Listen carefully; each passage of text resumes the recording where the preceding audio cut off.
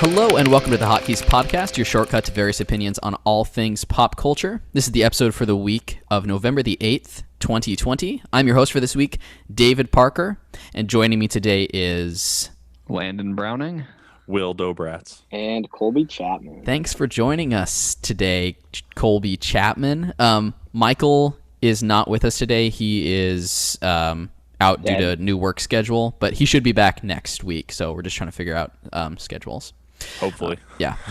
But we're all doing Zoom again because we like to shake it up every once in a while, so none of us are in the same place, so it should be fun discussion. But of course, just like we promised last week, this episode is going to be entirely dedicated to Tenet spoilercast. So who here has seen Tenet so far? Not me. Oh, okay. Oh, well, Landon, that's okay. Will and Colby and I. So, Will, you saw Tenet, right? Oops. Nope. Okay, Colby? Yeah, you know me, Dave. Okay, well, you know what? I actually did not see Tenet either, so this is going to be a really short podcast. I didn't see the movie. Well, thanks for listening, everyone. That was our Tenet spoiler cast.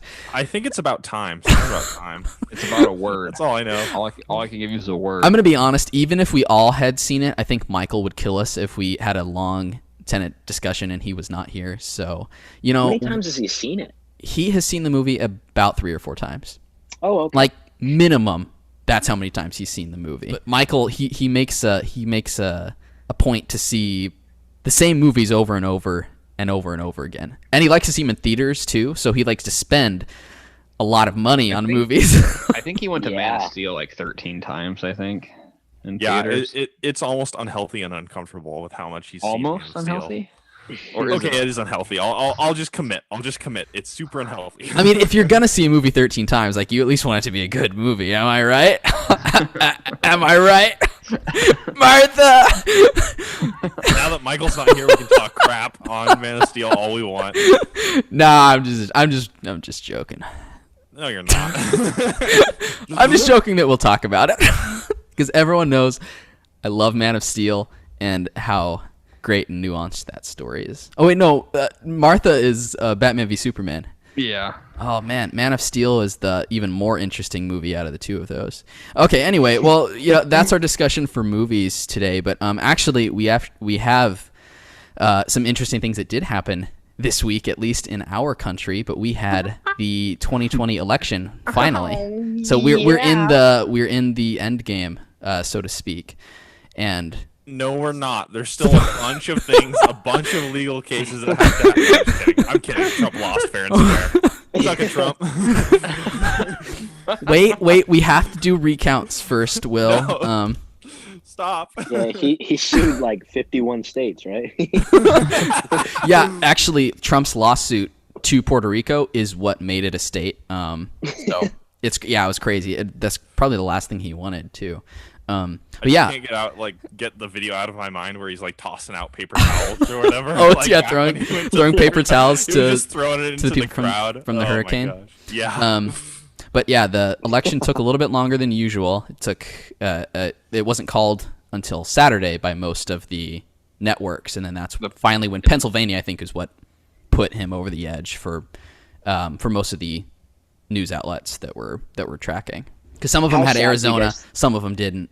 But Pennsylvania pushed it over. How sad do you guys think the state of Nevada is? Like, they waited all that time. They were getting all this hype. They were like, oh, yeah, they took too long. They and then no one cared because they only had 6 votes. Pennsylvania flipped, and it's like, oh, you don't matter anymore. Yeah. As it should be. Well, I mean, it's weird, though, that, I mean, there were a lot of close states down at the very end. Usually, I mean, I feel like you know sooner, or there's like one state that you're watching. It's always Florida. It is always Florida. Florida called early. Well, yeah. Florida was I mean, it's Trump's home state, right? Long time home state of Trump for a couple years now, right? But it was an interesting news cycle for sure. Yeah, there's still kind of a roller coaster. It's been crazy. It's still crazy. It's still crazy. It's still crazy. There's still people who completely deny that the election's over. Will, without like going into too much, I guess, personal detail, can you share some examples? Yeah, so there's this person I knew from a point in my life who I talked to frequently. We weren't super close, but this person posted a video with 100% confidence that Trump will be president in January. Like, it was part of his deep-rooted belief system and faith. And he said that if you don't know that Trump will be president, you're not religious. You're not a Christian, like because he associates Trump with Christian. So he 100% believes that if you didn't vote for Trump, or if you don't know that Trump will be president, you're not of the faith, which is bonkers to say the least. I watched the video. It was wild. Yeah, So, that's a very bold statement. This dude puts out an 11-minute video, ranting about how the election's not over, how Trump will be president, and how everybody, including Fox News now, he turned on Fox News, is a liar. Man, and I mean, when Fox News is the enemy, oh boy. And I say this not to belittle people like that, but I think it's more of just concern with how disenfranchised people have become with news. Is disenfranchised the correct word, to use? Yeah. Do you mean more like disillusioned? Yeah, disillusioned. Yeah, that's a better word to use. Yeah. Well, yeah, it's kind of because you shared the video with us. I mean, it really is 11 minutes of this guy ranting, and there's a couple portions where I was laughing, but it was almost like a scoff laughing, just because it was. I mean, the guy was so detached from reality with some of the things he was saying that I couldn't. It was hard to kind of comprehend. That someone would have these type of beliefs. I mean, I was thinking about this. I was thinking about the video today. I was, I would want. It would be interesting to talk to him and say, okay, yes, you believe and said all these things, that that Trump actually is still the president and will be the president, and Biden is not going to be the president. But come February, when February, if/when Biden is the president, what do you say, man? What? Yeah, he's not only is he setting himself up for failure, he's setting God up for failure. Yeah, in his mind. Yeah, because he claims that God will elect Donald Trump as president. Well, and he said too. What was it he said? He said that people. He's for the people that say that oh, we don't know what God's will is. He's that's wrong. We get to decide what God's will is. That he said 1,000% that it is God's will that Trump is supposed to be the president next term. And so this, I mean, he seems like someone who is in some type of deep denial, and believe whatever you will about like election fraud or something like that, or if this was a fair election. I personally, unless there is a lot of substantiated evidence that there was been some type of fraud or whatever. Any evidence at all? Well, dead people have been voting in. 20,000 dead people in Pennsylvania. They voted in this election. Yeah. Will, didn't you see that? I haven't heard that new quote unquote take, but I'll look into it. Yeah, but I don't think, at least the actual election part of it, up until the point where it had been declared that there was a victor by the media outlets, it actually was less tumultuous than I was expecting. What will be most interesting is, of course, the next couple months.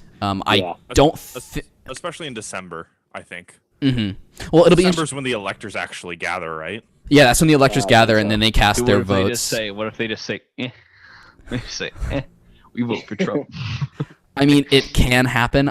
I feel like it would have been way more likely that in the previous election, electors would have turned on Trump. I think it's much less likely that electors will flip for Trump. So you don't think Trump has What's the penalty? What's the It depends on the state. It depends on the state. When they flip, can they just do it once and then they're removed, or what? That's generally what happens, because then they are a faithless elector. Some places have laws against them, there are repercussions. Most places don't have any repercussions, though, except of course you won't be an elector anymore, because just betrayed your your AWOL. your 500,000 to 1 million people that you were representing, and you just more than 1 million. There's like 6 million people in Pennsylvania or something. No, each elector. So like okay, gotcha. Yeah. Oh, I understand. I was being stupid for a little. So it'll be interesting to see, like, because Trump hasn't officially conceded yet. Probably won't. I don't think he has. He probably won't, because he still has claimed that because a good captain goes down with his ship. Yeah. The USS Trump, just sinking fast. So it'll be interesting to see if he ever does what he does with these last couple months with certain type of executive orders he might try to do, whatever he's trying to do with any other type of interesting policies or whatever. He's going to put a hit out on Biden. And then, of course, when the actual transfer of powers happens, that will be equally that'll be entertaining. Interesting/entertaining. Yeah, I think that will be much more interesting than at least the actual election week was, because I mean, for the most part, also it kind of went with what most pollsters were expecting. I mean, there wasn't anything that was too surprising. I was surprised by Arizona, actually. That's something that I didn't see that becoming a blue state as, I guess, handily as it did. But for the most part, it was decided by all those swing states. And Georgia. I don't know if Georgia's actually called yet. They're recounting, Colby. You don't take this away. Is Georgia the only state that hasn't been called yet then? I don't know if Alaska, I don't know if North Carolina has either. And I mean, in Alaska, I mean, that's going to go to Trump. I mean, I think they're just slowly counting the votes or something. Yeah. Well, I mean, like the whole mail thing, I think confused a lot of people because people were so used to having results election night, and a lot of places, because they are implementing now, like the four of us, we're all from Washington State and have all voted absentee/mail for every election we've been in. So to us, it's very normal. We're used to it. It's not a weird process. For states that haven't done that, it's like it on the East Coast and they can't count. Exactly.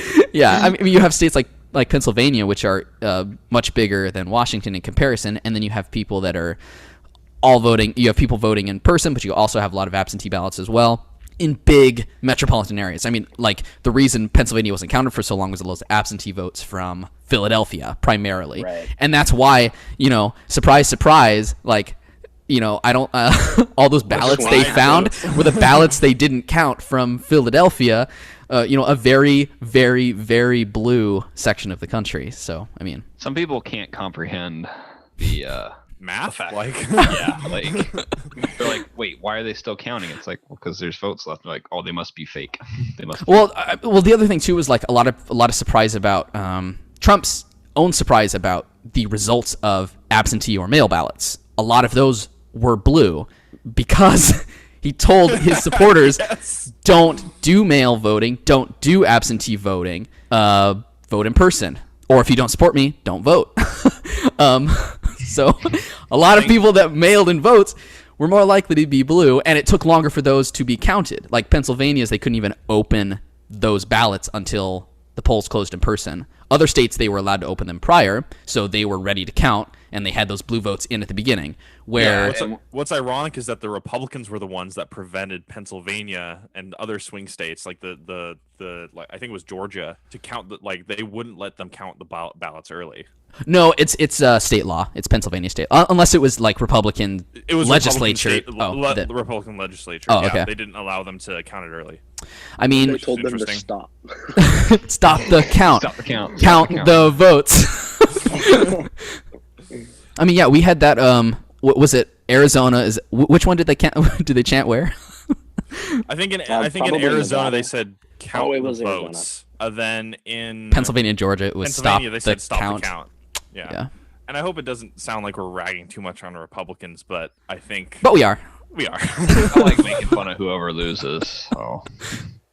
That's kind of a weird. That's a weird character trait, Landon? I mean, like, is that just in elections or just in anything? Just in I think it's funny. Like, I mean, 4 years ago was really funny. Like watching people on the left kind of have a meltdown. You kind of saw the same thing. Like all the people on like a lot of people like on the left were like complaining about fraud and like that it was not real and stuff. And then all the people on the right 4 years ago were like, oh, shut up, just accept the results. And then 4 years later, it's the other way around. And like people on the I get what Landon's like saying. It's like because both sides are so polarized, it's stupid. Funny to see them. I don't like just switch sides constantly. I mean, yeah. The kind of overarching theme is that everyone is hypocritical and pretty terrible. That's wait. So you mean people are stupid? Like what? Well, Will, Will, I wanted to kind of bring this into kind of a sister topic. One of Will's favorite quotes right now is democracy sucks. Democracy sucks. That's like, because we've talked a lot about the election in the past week. We've talked a lot about it the past year, kind of as friends, and we've mentioned a little bit on the podcast, but not much. But Will likes to bring that quote out every once in a while because Will actually does not support democracy. Will full-fledged fascist. See, I'm kind of like a dictator kind of guy. Like that's kind of my favorite. I'm just kidding. Monarchy. Will is like Banana Republic all the way. Oh yeah, for sure. On a more serious note, I think the reason why I say democracy sucks is just that I think there's a lot of flaws that come up with it that I see that I don't like. And I'm not saying any other system's better. I really don't know. Like I've only really been in a democratic republic all my life, so I don't know any other systems. I can say that there are definitely worse systems. Yeah. It's easy to say there are worse systems, but I don't know if there's any better systems. There's definitely worse places to live. Oh, for sure. I think as much as we joke about dictatorships, those are pretty terrible. But I think we should all definitely be concerned that democracy does indeed does indeed suck. Well, the problem is, I think kind of what you're saying is that people are stupid, and when you have a democracy, stupid things tend to happen every once in a while. Sometimes it happens, more often than you'd want, and it's frustrating because it's. For democracy is almost like there's this messed up chain of command almost like so like for some reason people like normal people have power and it's just like what like in all honesty then seriously what would you want to happen to make America great again? Well, first of all, like if you got to suddenly enact sweeping policy changes that affected how America is run, at a federal level, like what would Supreme Ruler Wil Dobratz decide? Well, first of all, I would completely eliminate any form of government, including all roads, all taxes are for chumps. No, that's a tough question, and honestly, I don't have an answer. One of my favorite things to do is critique things without any solutions. Yeah. That's really helpful. But I think, I don't know. The hard part is that when I look around and see a bunch of people who don't know what they're talking about able to determine a lot of things, it's just, I guess one of the things that I would implement is more education, like a better emphasis on education.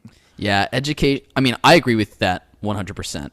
But the problem is because you have people that don't believe things. There's like people don't find truth in truth sometimes. There's a lot of practical things that are that we think are very practical, but for other people they're just so far out there that there's just almost this deep communication divide where it's just you think it's practical, it's like no, this is an easy thing to understand or to believe or to think that is true, and then the other people, whatever you want to call them, like I'm not even referencing like a certain political party, just people in general are just like no, that's not true, I don't believe that, and it just boggles my mind sometimes. What is truth, though? You know what I mean? Like, what is? That's a valid question. I study philosophy. What do you perceive as truth, Landon? Because you're one of those people. I mean, I mean, if I'm going to pick someone out of the four of us that's the least likely to maybe believe a truth, I mean, it's going to be you. It's gonna be me. Yeah. Really? Why? Why would you say that? I don't. I think you tend to be a healthy skeptic when it comes to things, and sometimes you're an unhealthy skeptic. But I just name one unhealthy skeptic. Is this milk really good? I know the expiration date says December, but that seems like it's too far out. Like literally you like a week ago. Like Yeah, that was. What does it make? Okay, explain to me how. Now this is just something very small, but like you buy a gallon of milk from the grocery store in a plastic jug, and the expiration date says like typically like 2 weeks. Okay, seems fair. Mm-hmm. But you buy a half a gallon of milk in a carton, and it's typically the expiration date's like a month or a month and a half. Like less bacteria there's less room for bacteria to grow in there. I mean, it makes perfect sense. Is that really? Is that what? No, that's I was just trying to come up with a reason, but I also think maybe you're not looking hard enough for other gallons of milk, because I find gallons of milk that are a month out. 3 weeks sometimes. No. Yeah. They put them on the back of the shelf so that. Yeah, they can do get you rid of just the grabs old the ones first one he Do you just sees? not look hard enough? Maybe I don't know, but so that's the only thing I'm skeptical of. So Is That's milk? the only thing you're skeptical of? the only thing is the milk expiration dates. It's the only thing I'm skeptical on. Landon, do teachers get paid enough? No, stop. Stop. Don't expose. Yeah, so Landon, if you were ruler overall, what would your policy for education be? What would your policy for teachers be? Just curious. They would get paid by skill level like everybody else. How do you determine skill level, though? I mean, like if, if they're you're a kindergartner teacher, you don't get paid as much as like a the fourth grade LBPS, the Landon Browning point system. oh my yeah. goodness. Like if you're a high school teacher, you probably get paid a little bit more. But like if you're like, But still not very much, because they're a teacher, right, Landon? Yeah, they should probably be paid very little. I mean, maybe the same amount as a McDonald's employee, but like Landon, one of our 4 listeners is probably a teacher and like is completely unsubscribing now. Yeah, I would like to be clear. I do not subscribe to Landon's understanding that teachers are useless and don't deserve to get. Hey, no, paid you didn't hear me out on the that. way Like they should. I don't think people really like actually listen to my opinion on teachers. Like for real. Like my. What's your real opinion then? My real thing is like I feel like they complain a lot. That's my main thing. I feel like they complain a lot. I feel like I'm always hearing teachers complain. They're like, if you had to deal with like 100 kids a day, they chose to do that job. Like they chose like I feel like they're always looking for like admiration and like respect. It's like, I don't know if teachers look for it. I think people give it out much more than. I don't know if I've really ever interacted much with a teacher that was seeking admiration for being a teacher, or I don't know if I've ever met a teacher that went into the field because they were like, oh yeah, I want the glory of being a teacher, because I don't think there's a lot of glory there. I don't think that's something that teachers do. I mean, there's. oh, my back. Are you okay, Landon? Fine. I feel like they complain a lot. That's all I'm saying. I feel like there's a lot of complaints. See, I think that's something that maybe you were more ingrained with or something, that because I don't think they complain that much. They're always going on strike. They're always striking for more. Always? Pay. Wait, what? I feel like it's always just the thing that's People, going on. a lot of a teacher strike. A lot of people strike in any sort of like writers, like when the writer strike happened, or like NFL strike, sport, like is it just any people that strike? So would you say like, do you not support workers' like, rights? Probably not. Is Landon anti-union? I think he is anti-union. I was playing BioShock Infinite this past weekend. There's a character named Jeremiah Fink. He's got some good ideas. He's got some pretty good ideas about workers' rights. That guy is like the most capitalist. So, like sleaze, like just disgusting. Basically, if you can exploit workers, he will. Oh yeah, and he does in that game. Yeah, he's like sick days. Like What for? I don't. For the record, I don't hate teachers.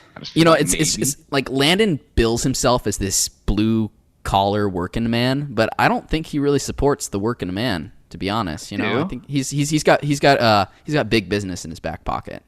What? I've been bought off by big business. Yeah. Did I sell out? Big business got to Browning. I think they get to everybody. I held out as long as I could.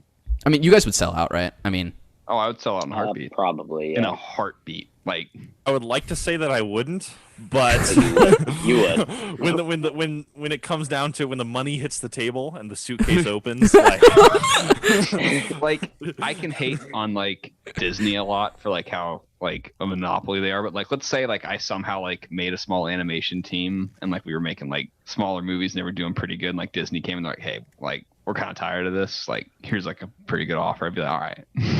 All right. You got me. My answer would be the same as Will. I would like to say that I wouldn't sell out, but I mean, of course I would. You know? Yeah, you would. Everybody would.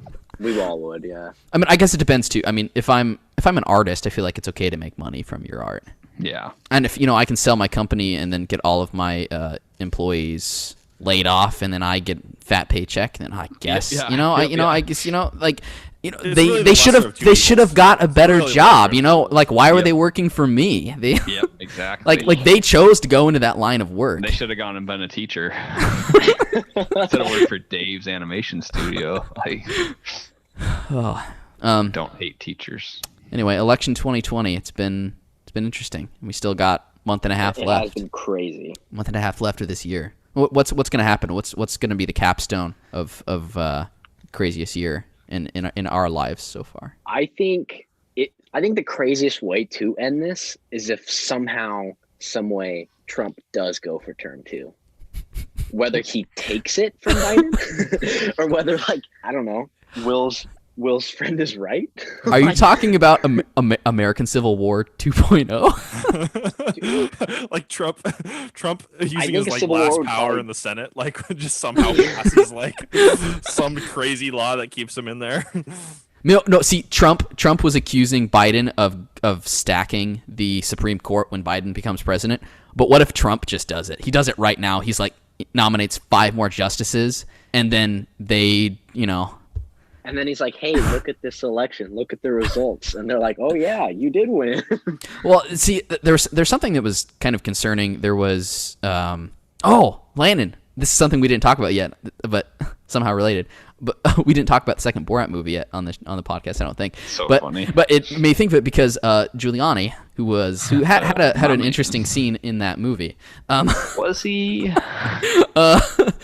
He was giving he was giving a speech yesterday talking about that the election results were fake, wasn't real, Trump was still going to be president.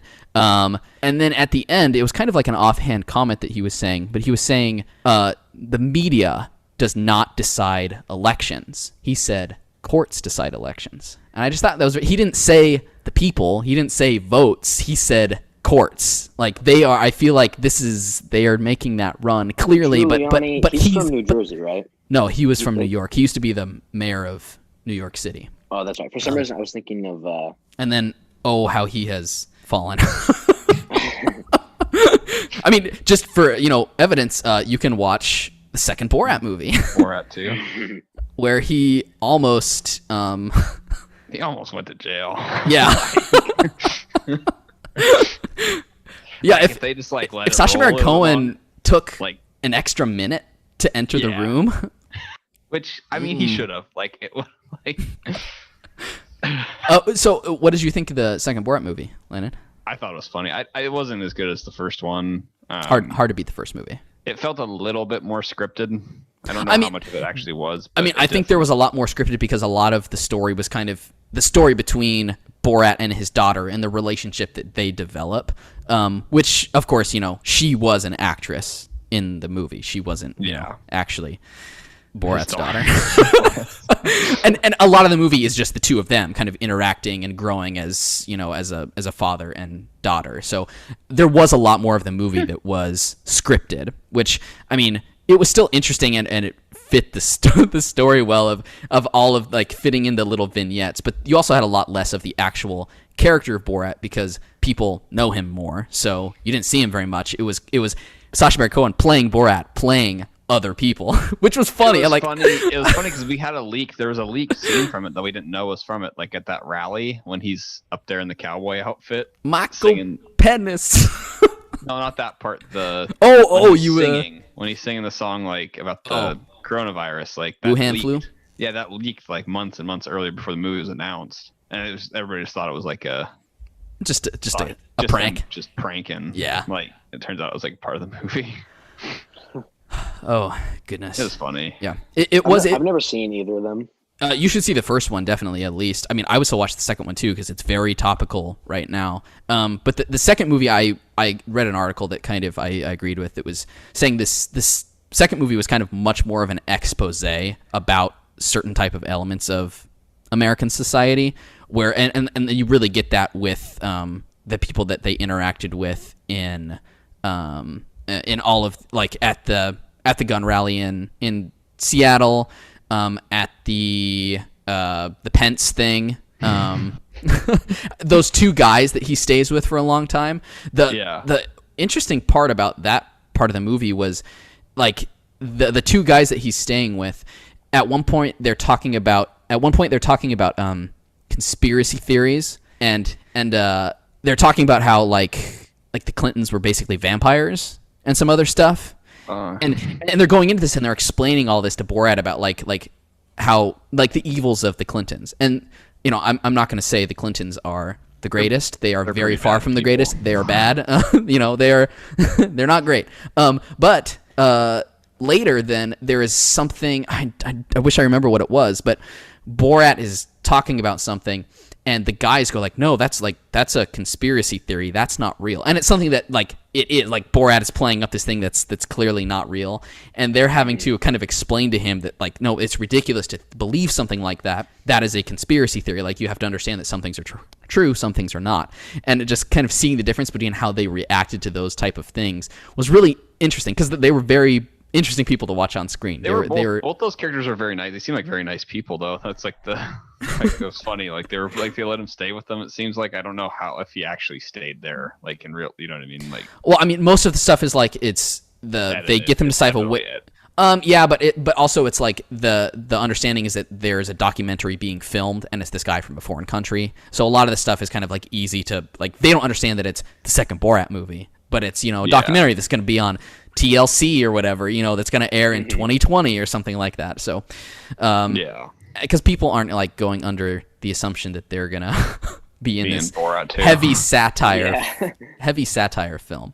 And they probably, you know, are more likely to talk to people that actually aren't aware of who the character Borat is as well. Because, I mean, like, the babysitter that worked with the daughter, she didn't know who Borat was until after it, and, like, she was mad. Yeah, she was mad because she felt betrayed by, you know, because, like, she thought she was helping this this foreign family who the dad was going to sell the daughter away, and, you know, of course it's not true because it was, you know, like, part of the movie. What a moment, though, like, you don't know you're in something. Like, she, like, was great. Yeah, she was a really good character, and she was like you could tell how much she cared about the things she was saying, and how much she was trying to help, like, these people that were kind of doing the wrong thing.